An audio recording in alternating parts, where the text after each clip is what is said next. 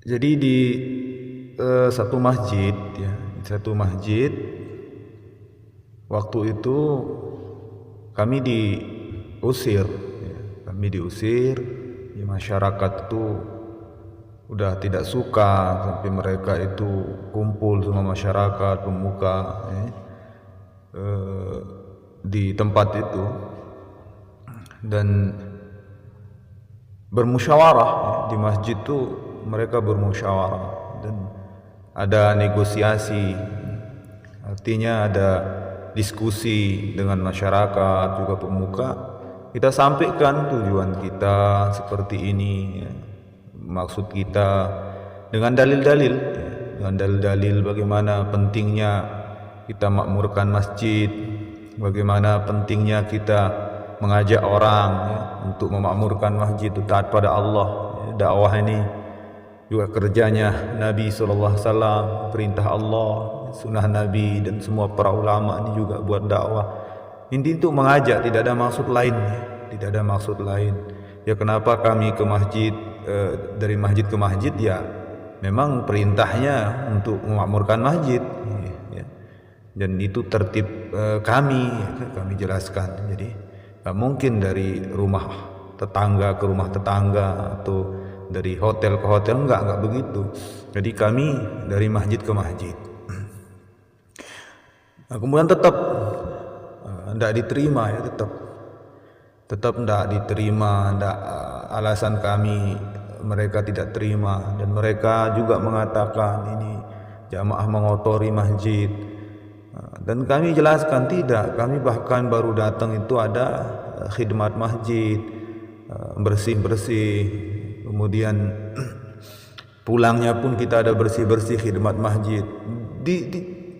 Ya kami sampaikan seperti itu ya. Dan kami jelaskan kalau misalnya nanti masalah alasannya, misalnya ada yang mengatakan alasan tidak boleh masak di masjid, ya kami tidak masak, kami bisa beli nasi di luar atau gimana baiknya begitu. Tapi tidak ada negosiasi, diskusi, mudzakarah, musyawarah itu enggak apa istilah itu, enggak ada titik temunya. Tetap mengatakan usir, tidak terima, usir, enggak boleh masuk macam. Maka ya tetap kami itu bersabar ya, kami bersabar walaupun ada hinaan, cacian waktu itu. Maka ketika itu karena syaitan sudah ya, masuk ya, ke hati-hati orang yang pendengki, yang tidak suka dengan usaha agama ini. Ada seseorang di sana itu ya, dia berdiri lalu dia maki-maki dengan makian yang Masya Allah luar biasa makiannya. Pokoknya tidak enak didengar makiannya itu, caci makiannya itu, dia tidak enak didengar gitu. Dia bilang dai bajingan, dai apa macam, pokoknya kata-kata kotor itu disampaikan di masjid itu.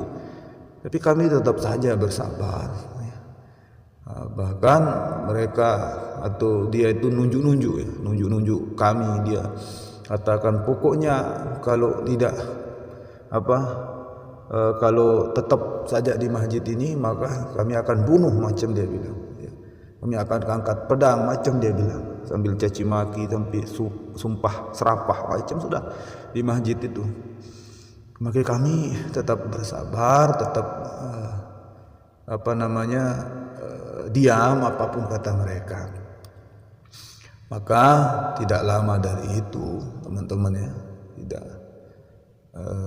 tidak lama dari kejadian itu, maka kami dapat kabar orang yang caci maki habis-habisan itu tubuhnya terbakar. Naudzubillah min dzalik. Tubuhnya itu terbakar ya. Kemudian diceritakan tentang perkara itu kepada kami, diberitahu di Al-Ghazali, diceritakan. Dan dia dalam keadaan, orang itu dalam keadaan sakaratul maut, dalam keadaan kesakitan sehingga ada yang minta ya, untuk datang ke sana untuk jenguk, mungkin bisa meringankanlah kesakitannya itu. Maka ada teman-teman bilang enggak usah, sudah memang itu sudah balasan karena sudah sakit sekali hati kita dicaci maki, apalagi dia kata-kata kotor di masjid macam. Tapi saya pribadi waktu itu mengatakan kita jenguk saja, kita nggak tahu nanti menjadi kafarah bagi kita dan bagi dia, saya bilang. Maka berapa kalau tidak salah 4 atau 5 orang yang ke sana untuk menjenguk. Sampai di sana kita jenguk, kita saling maaf-maafkan. Dia dalam keadaan kesakitan, Masya Allah, dalam keadaan kesakitan. Yang saya lihat tuh gosong, tubuhnya gosong. Itu tidak terbakar dengan api, tidak tiba-tiba. Sehingga orang-orang yang di sana itu mengatakan itu dikena santet, kena apalah ya.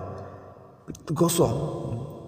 Maka kami memaafkan ya. Saya mengatakannya saling memaafkan Pak, kita hidup di dunia ini khilaf. Tapi dia kayak lupa dengan keadaan itu, dia kayak lupa dengan sikapnya dia atau kata-katanya, kayak lupa. Dia hanya merasakan sakit saja saat itu.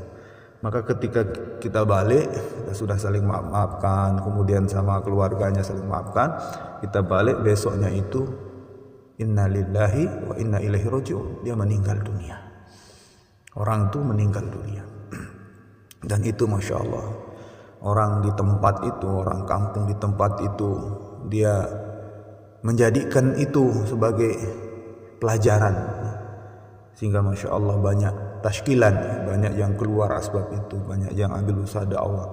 Ada juga seorang mantan preman, 2 orang kalau tidak salah di sana di tempat itu, asbab itu keluar ya. Asbab kejadian itu dia ikut keluar dan menjadi apa